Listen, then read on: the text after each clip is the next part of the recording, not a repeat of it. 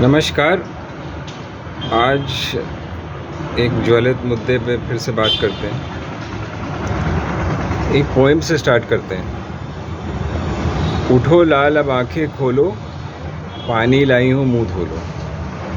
अब आप कहेंगे ये आप पोएम क्यों सुना रहे हो भाई?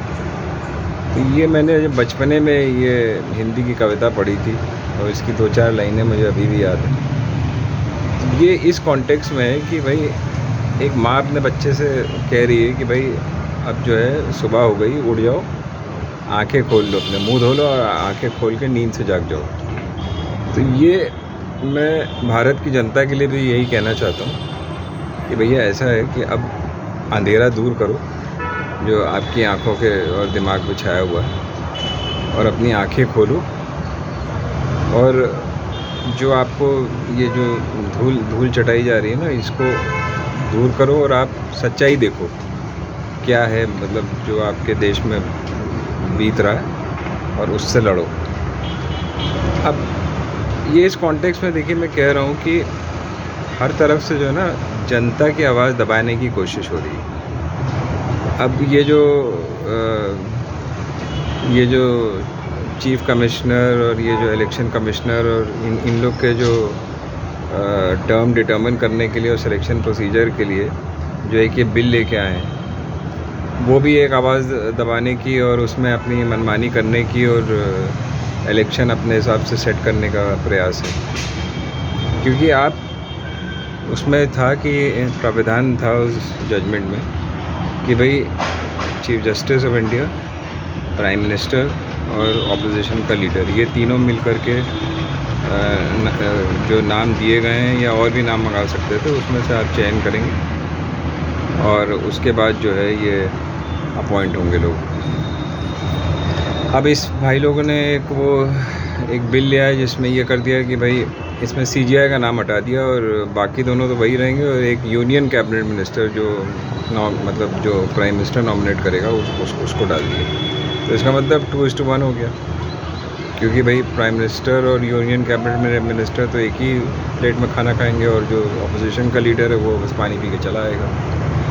तो ये सब चीज़ें जो है ना, मतलब किसी नौसिखिए को भी ये दिख रहा है कि क्या ये लोग चालू कर रहे हैं। तो पहली बात ये है कि ऐसा करने की आपको क्या ज़रूरत पड़ रही है। और ये बीजेपी जो ये कर रही है, जो ये बिल लेके आई, इनको खुद सोचना चाहिए। इनके जो श्रेष्ठ मतलब नेताओं में से जो एक हैं लालकृष्ण आडवाणी, उन्होंने खुद ही एक मतलब वो कहा था, एक रिकमेंडेशन दी थी कि इसी टाइप का पैनल होना चाहिए इलेक्शन कमिश्नर्स को चूज़ करने के लिए, जिसमें CGI भी होने चाहिए, PM होना चाहिए और ऑपोजिशन का लीडर होना चाहिए। अब वो रिकमेंडेशन इनकी अपनी थी, उस रिकमेंडेशन के ख़िलाफ़, सुप्रीम कोर्ट के जजमेंट के ख़िलाफ़ ये अपना बिल लेके चले आ रहे हैं। तो देखिए इससे क्या पता चलता है कि चोर की दाढ़ी में तिनका। ये कौन लाएगा ये, जो इस जजमेंट से इसलिए परेशान है कि उनको लगता है कि भाई हम अपनी मनमानी इलेक्शन कमिश्नर या CEC से नहीं करवा पाएंगे। ये तो कोई भी ईमानदार शख्स होगा तो वो ऐसा मतलब प्राविधान क्यों लाएगा, उसको चेंज क्यों करना चाहेगा? क्या आपको मतलब CGI पे भरोसा नहीं है? भाई हम सीधा कह रहे हैं, हमें आप पे भरोसा नहीं है, ना ही ये इलेक्शन कमीशन पे भरोसा है। हम ये नहीं कह रहे कि इलेक्शन कमीशन के लोग ठीक नहीं हैं। हम ये कह रहे हैं कि वो आपकी बातें सुनते हैं और ये इलेक्शन को प्रेजुडिस करते हैं। तो अगर कोई अच्छे लोग चुन के आएंगे जो आपकी उसमें मतलब बहकावे में नहीं आएंगे, आपके प्रभाव में नहीं आएंगे, तो इलेक्शन जो है वो साफ़ सुथरा होगा, उसमें कोई धांधली नहीं होगी, चोरी नहीं होगी। तो यही तो हम चाहते हैं ना। डेमोक्रेसी का मतलब और क्या है? हमारा राइट टू वोट अफेक्ट नहीं होना चाहिए। हमें जहाँ हम वोट डालते हैं वहाँ पे मशीन में गिरना चाहिए। उसमें कोई ये नहीं होना चाहिए, कोई एक आवाज़ नहीं आनी चाहिए कि भाई हमने वोट X को दिया और वो वोट Y में चला गया। या जो आप पहले से डंका पीटते रहते हैं कि हमारी 300 सीट आ जाए, कैसे मालूम आपको भाई? आप हैं कौन? आप इलेक्शन कंडक्ट करवाते हैं? You are also one of the participants. एक आप पॉलिटिकल पार्टी हैं, जैसे बाकी पार्टीज़ हैं वो सब पार्ट ले रहे हैं। आप कौन होते हैं ये कहने वाले कि हमारी इतनी सीट आएगी और उसी के आसपास आपकी सीट आ रही? कैसे आपको मालूम है सर? इससे क्या पता चलता है भाई कि आप इसमें जो है धांधली करवा रहे हैं 100%। और सबसे मतलब बेहूदी बात तो ये है कि सारी संस्थाएं इसको बस आँख खोल के देख रही हैं and they are taking no steps. अब सुप्रीम कोर्ट का ये डिसीजन मैं तो इसको लैंडमार्क मानता हूँ कि कम से कम उन्होंने ये कहा, मतलब सोच समझ के कि भाई हमें इसमें मतलब सब कुछ सही नहीं दिख रहा है और हम चाहते हैं इसकी प्रतिक्रिया ऐसी हो। तो अंडर नो सर्कमस्टांसेस इस प्रतिक्रिया को बदलना नहीं चाहिए बिल्कुल भी, कि हमें भाई चीफ जस्टिस ऑफ इंडिया पे पूरा भरोसा है। चलिए दूसरे मुद्दे पे आ जाते हैं। वो ये है कि जो इन्होंने वो आईपीसी जो इंडियन पेनल कोड है, सीआरपीसी जो कोड ऑफ क्रिमिनल प्रोसीजर है, और इंडियन एविडेंस एक्ट, अब उसको तीनों बिलों को सस्पेंड करने के लिए 3 ये अपने नए बिल लेके चले आए। अब मज़े की बात देखिए कि अंग्रेज़ियत का वो बहाना दे रहे हैं, सिर्फ नाम उनके हिंदी में है जो अंग्रेज़ी में लिखे हैं, बाकी सारा कुछ अंदर अंग्रेज़ी। ये हिंदी अंग्रेज़ी चलिए छोड़ दीजिए, सवाल ये है कि वो पुराने बिल्स हैं या जो भी हैं काम तो कर रहे हैं ना।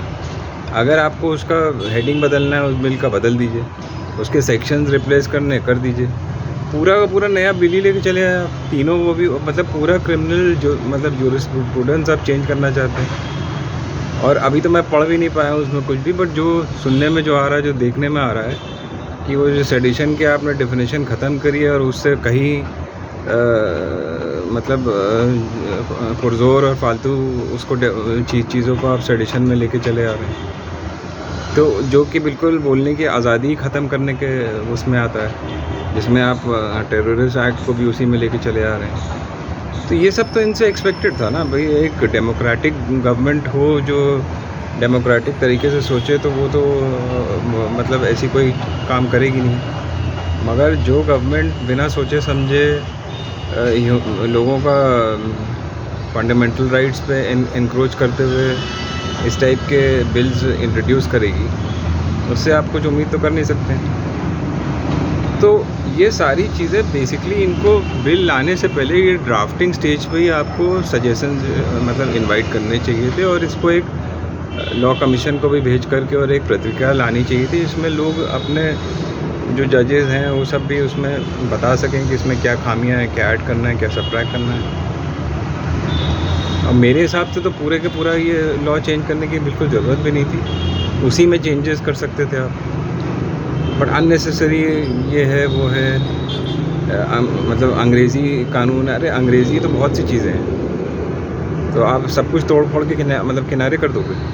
तो उसको मतलब उस हिसाब से देखा जाए तो ये जो क्रिमिनल डिफेमेशन है वो भी पुराना कानून है जो मतलब अंग्रेज़ों के टाइम पे आया था, उसको क्यों नहीं हटाया? उसकी क्या ज़रूरत है आपको? तो ये सब जो ना दोगलापन इस पार्टी का जो है बेकार की, मतलब जो बचपना दिखाते हैं कि भाई अंग्रेज़ लाए थे इसलिए हटा रहे हैं। अंग्रेज़ों ने तो आपका बहुत सी बिल्डिंगें भी बनाई, तो सब आप मतलब उसको बुलडोज़र लेके चला दोगे उसके ऊपर। तो मैं सिर्फ देखिए ये चाहता हूँ कि एक कंट्रोल्ड और मतलब संतुलन में लिया हुआ फैसला होना चाहिए हर चीज़ का।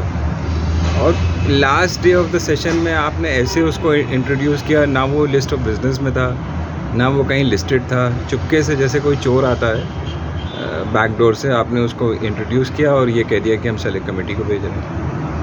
मतलब ये सब चीज़ें जो है ना ये गलत है। अगर आप इतने ही वो हैं तो आपको उसको ओपन फोरम में रखना चाहिए था, जैसे आपने यूसीसी पे इतना मतलब अपना नगाड़ा पीटा कि भाई ये 3 बिल हैं, इनको हम बदलने की सोच रहे हैं और ये इसकी रूपरेखा है, और हम उसमें सजेशंस इनवाइट कर रहे हैं, जिसको जो कहना हो उसमें 6 महीने का या 3 महीने का टाइम दे रहे हैं, आप बोलिए उस पर आके या अपने सजेशंस भेजिए, तब भी समझ में आता है। वहाँ तो आप चुपचाप बैठे रहे, पता नहीं पर्दे के पीछे बैठ के आप क्या बना रहे थे।